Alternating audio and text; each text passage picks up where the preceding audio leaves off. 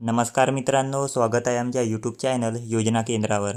मित्रांनो, लाडकी बहीण योजनेचे फॉर्म भरताना तुम्हाला जर काही एरर येत असतील किंवा वेबसाईट जर चालू होत नसेल तर याचे कारण असे मित्रांनो की शासनाद्वारे या योजनेमध्ये फार मोठे बदल जे आहे ते करण्यात आलेले आहे।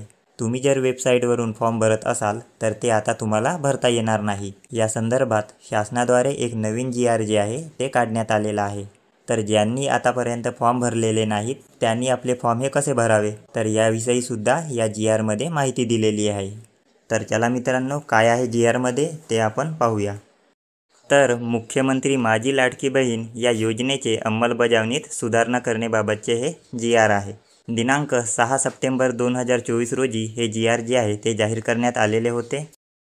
प्रस्तावना जर आपण पाहिलं तर राज्यातील महिलांच्या आर्थिक स्वातंत्र्यासाठी आणि त्यांच्या आरोग्य आणि पोषणात सुधारणा करण्यासाठी आणि कुटुंबातील त्यांची निर्णायक भूमिका मजबूत करण्यासाठी महाराष्ट्र राज्यात मुख्यमंत्री माझी लाडकी बहीण या योजनेची अंमलबजावणी करण्यात येत आहे। शासन निर्णय दिनांक 2/9/2024 नुसार मुख्यमंत्री माझी लाडकी बहीण या योजनेअंतर्गत राज्यातील सर्व महिला लाभार्थ्यांना माहे सप्टेंबर 2024 मध्ये या योजनेअंतर्गत नोंदणी सुरू ठेवण्यास मान्यता देण्यात आली आहे। या योजनेअंतर्गत यापूर्वी 11 प्राधिकृत व्यक्तींना अर्ज स्वीकारण्यास परवानगी देण्यात आली होती।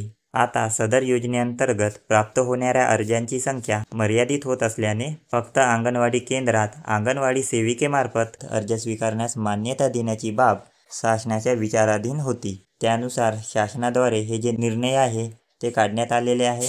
तर काय आहे शासन निर्णय तर मुख्यमंत्री माझी लाडकी बहीण या योजनेअंतर्गत राज्यातील सर्व महिला लाभार्थ्यांना माहे सप्टेंबर 2024 मध्ये या योजनेअंतर्गत नोंदणी सुरू ठेवण्यास संदर्भाधीन दिनांक 2/9/2024 रोजीच्या शासन निर्णयानुसार मान्यता देण्यात आली आहे। या योजनेअंतर्गत संदर्भाधीन शासन निर्णय दिनांक 12/7/2024 व दिनांक 25/7/2024 नुसार नागरी व ग्रामीण भागातील बालवाडी सेविका किंवा अंगणवाडी सेविका, समूह संघटक CRP, NULM, MSRLM व MAVIM, मदत कक्ष प्रमुख CMM, आशा सेविका, सेतू सुविधा केंद्र, अंगणवाडी पर्यवेक्षिका, ग्रामसेवक व आपले सरकार सेवा केंद्र या 11 प्राधिकृत व्यक्तींना अर्ज स्वीकारण्यास प्राधिकृत करण्यात आले होते।